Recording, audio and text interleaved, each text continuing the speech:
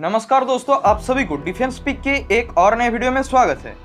तो दोस्तों, आप सभी MiG-21 के बारे में तो जानते ही हैं। ये आईएएफ में एक ऐसा एयरक्राफ्ट है जो अपने क्रैश रेट की वजह से हमेशा कंट्रोवर्सी में रहता है। ये एयरक्राफ्ट इतना ज़्यादा क्रैश हो चुका है कि इसे फ्लाइंग कॉफिन के नाम से भी जाना जाता है। तो दोस्तों, आज के इस वीडियो में हम इसी इंडियन एयरफोर्स के इंटरसेप्टर एयरक्राफ्ट MiG-21 के ऊपर बात करने जा रहे हैं। इस वीडियो में हम आपको बताएंगे कि क्या पहले से ही ये एयरक्राफ्ट ऐसा था, अगर नहीं तो क्यों इसे फ्लाइंग कॉफिन कहा जाता है। तो चलिए इसके आईएएफ में हिस्ट्री के साथ करंट सिचुएशन क्या है ये जान लेते हैं। दोस्तों, मिकोयान गुरेविच 21, जिसे आप MiG-21 के नाम से भी जानते हैं, ये एक सोवियत ओरिजिन का इंटरसेप्टर फाइटर जेट है जिसे पहली बार आईएएफ में इंडक्ट कराया गया था 1964 में। ये एयरक्राफ्ट उस समय एक काफ़ी ज़्यादा कैपेबल एयरक्राफ्ट हुआ करता था और ये अपना कैपेबिलिटी प्रूव भी कर चुका है 1965 इंडो-पाक वॉर और 1971 के बांग्लादेश लिबरेशन वॉर में। तब के टाइम पे ये एयरक्राफ्ट पीएएफ यानी पाकिस्तान एयरफोर्स के 4 F-104 स्टार फाइटर, 2 सेंजियांग 6 और एक F-86 एयरक्राफ्ट को मार गिराया था। वही अगर रिसेंट टाइम की बात करें तो यही MiG-21 ने पाकिस्तान के F-16 को डिस्ट्रॉय किया था। कोल्ड वॉर एरा के दौरान ये एयरक्राफ्ट एक ग्रेट एयरक्राफ्ट के तौर पे सामने आया था। MiG-21 का हिस्ट्री एक काफ़ी ज़्यादा ग्लोरियस हिस्ट्री रह चुका है। इस एयरक्राफ्ट को डिज़ाइन किया गया था इंटरसेप्टर के तौर पे और ये एक पहला ऐसा एयरक्राफ्ट था जो मैक 2 के स्पीड को अचीव कर सकता था।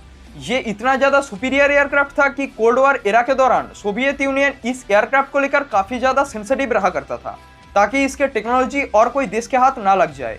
आप इस बात से अंदाज़ा लगा पाएंगे कि इसका 11,496 यूनिट्स को मैन्युफैक्चर किया गया था, जिसमें सिर्फ इंडिया ही 840 यूनिट्स को बाय किया था। तो इससे आप समझ ही चुके होंगे कि आईएएफ का इस एयरक्राफ्ट के ऊपर कितना ज़्यादा भरोसा था। इस एयरक्राफ्ट के कुछ बेसिक से स्पेसिफिकेशंस की बात करें तो इसका मैक्सिमम टेक ऑफ वेट है 8,800 किलोग्राम। इसमें पावर प्लांट के तौर पे यूज होता है 1 टूमानस्काई R-25-300 अपटारबर्निंग टर्बोफैन इंजन, जो इस एयरक्राफ्ट को 40 किलो न्यूटन का ड्राई थ्रस्ट और 69.58 किलो न्यूटन का अपटारबर्निंग थ्रस्ट प्रोवाइड कराता है। इसका मैक्सिमम स्पीड है 2175 किलोमीटर पर आवर और लैंडिंग स्पीड है 250 kilometre per hour.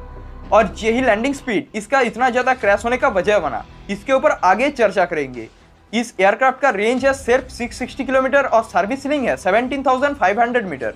5 hard points में यह एयरक्राफ्ट कैरी करता है K-13, R-55 और R-60 जैसे मिसाइल्स को। साथ ही इसमें 1 internally 23 mm Gryazev Shipunov GSH 23 mm auto cannon का इंटीग्रेशन भी किया गया था। तो फिर इतना ज़्यादा कैपेबल होने के बावजूद भी इसे क्यों फ्लाइंग कॉफिन कहा जाता है? 2012 के डिफेंस मिनिस्टर AK एंटोनी के दिए गए डेटा के अनुसार आईएएफ के 872 में से लगभग 482 यूनिट्स यानी लगभग हाफ एयरक्राफ्ट क्रैश हो चुका है। ये तो था 2012 के डेटा। अब तक क्रैश के आंकड़े और भी ज़्यादा इंक्रीज हुआ है और इन एयरक्राफ्ट में 50% एयरक्राफ्ट क्रैश हुआ है लैंडिंग के दौरान। पिछले साल यानी 2021 की ही अगर बात करें तो सिर्फ 2021 में ही 4 एयरक्राफ्ट क्रैश हो चुका है, जिसमें हमारे 2 पायलट्स वीरगति को प्राप्त हो गए थे, जिनमें एक था ग्रुप कैप्टन आशीष गुप्ता और दूसरा पायलट था शहीद अभिनव चौधरी। पिछले 5 साल की डेटा की बात करें तो 5 साल में MiG-21 के 11 हादसे सामने आए हैं, फिर भी डेस्परेटली आईएएफ इसको ह्यूज नंबर पे ऑपरेट करता है। इतना ज़्यादा क्रैश रेट की रीज़न की बात करें तो पहला तो है इसका लाइफ टाइम। हर एक एयरक्राफ्ट का अपना लाइफ टाइम रहता है, जिसके बाद वो एयरक्राफ्ट यूज़ करने के हाल में नहीं रहता। तो आईएएफ इसको 1985 से ऑपरेट करता आ रहा है, जहां MiG-21 का सर्विस लाइफ है सिर्फ 50 ईयर्स, तो वही ये 63 ईयर्स पे कदम रख चुका है, जिसके वजह से इसका क्रैश रेट भी इंक्रीज हो रहा है। दूसरी बात तो है इसका लैंडिंग स्पीड। लैंडिंग के दौरान इसका स्पीड काफ़ी ज़्यादा हाई रहता है।